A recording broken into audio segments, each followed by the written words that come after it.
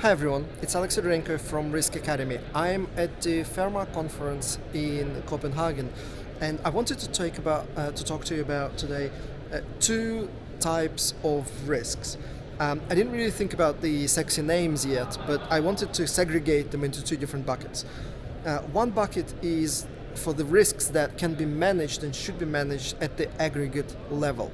And the other bucket is for the risks that need to be managed at the very individual, deep dive, kind of detailed level. So if you can think for like really nice names for the aggregate risks versus the individual risks, do write in the comments below, and don't forget to subscribe to the Risk Academy channel and like and share this and other videos if you like them. So the first bucket, aggregate risks.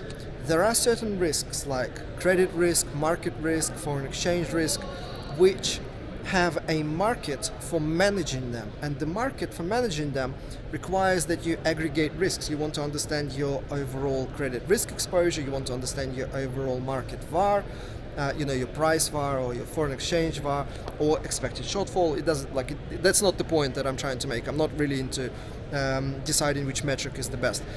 What I'm trying to say is that there are certain risks where they are monitored, managed, and reported on aggregate levels.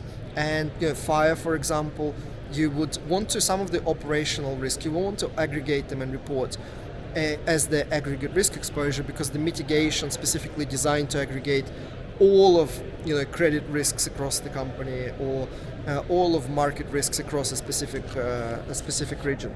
So that's one bucket. But then there's the other bucket, which is very specific, very detailed. There are certain risks that don't really have a market of mitigations at the aggregate level. So you have to deep dive into one specific risk, really understand it, really investigate it. For example, for me, like the biggest eye-opener was water pollution.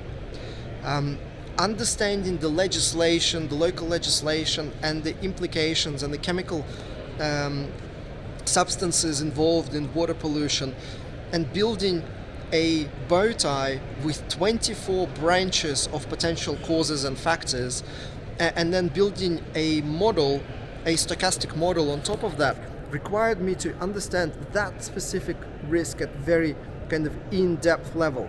And even though those individual risks like water pollution within different chemical plants can be aggregated using expected shortfall or conditional VAR, same thing, together the actual mitigation is very specific to a specific location, specific chemical, specific list of chemicals relevant for that water pollution risk exposure. So this is, in my mind, is very important, because there's no one size fits all. For some of the risks, you want to aggregate them and you want to mitigate them at the aggregate level. For other risks, you don't want to aggregate them and you want to mitigate a specific risk exposure within a specific business unit or a plant or a location. Let me know what you think, and say hello in the comments, and I'll see you in the future videos.